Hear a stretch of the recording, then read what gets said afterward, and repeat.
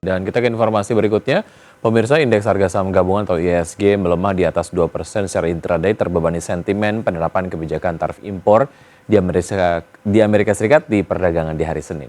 Namun IHSG berhasil memangkas koreksi menjadi 1% dan mampu ditutup di level psikologis 7 ribuan. Indeks harga saham gabungan ditutup melemah di perdagangan awal pekan. Dikutip data dari RTI, IHSG ditutup melemah 1,11% di level 7.030 di perdagangan Senin 3 Februari 2024. Meski melemah di atas 1%, namun IHSG mampu memangkas pelemahan dalam yang terjadi. Secara intraday, IHSG dibuka flat di 7.109 dan menguat ke intraday tertinggi di zona hijau di level 7.111. Kondisi ini tidak berlangsung lama, IHSG berbalik melemah di atas 2% ke level terendah di 6.993. Raihan ini membuat IHSG melemah 0,7% secara year to date.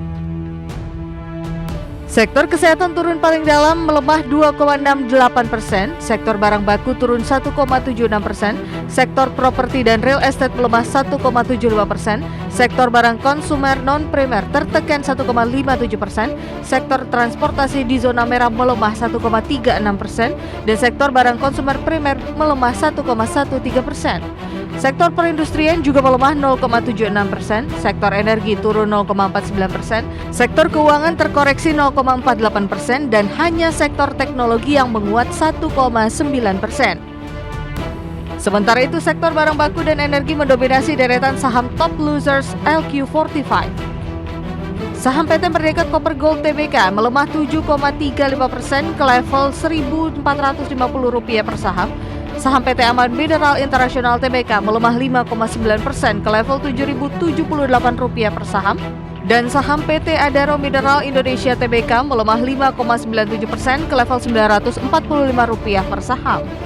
Sementara deretan top gainers di LQ45 di tengah pelemahan dalam IHSG diantaranya saham PT Ciputra Development Tbk yang menguat 1,02% ke level Rp995 per saham, saham PT XL Aksiata Tbk menguat 0,88% ke level Rp2.290 per saham, dan saham PT Industri Jamu dan Farmasi Sido Muncul Tbk menguat 0,87% ke level Rp580 per saham. IHSG merana hingga turun lebih dari 2% di tengah kabar Presiden Amerika Serikat Donald Trump akhirnya menerapkan kenaikan tarif impor yang telah lama direncanakan dengan menandatangani perintah yang mengenakan tarif sebesar 25% atas impor dari Meksiko dan Kanada, serta bea masuk sebesar 10% atas produk China.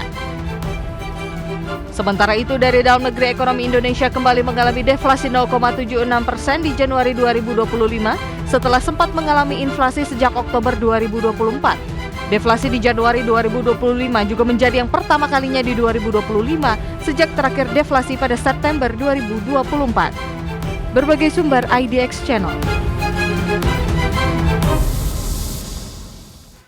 Ya, itu dia ya, hanya sektor teknologi yang berhasil bergerak di teritori positif dalam perdagangan kemarin meski IHSG pada akhirnya kembali bergerak di posisi 7 ribuan ya. Ya, secara psikologis.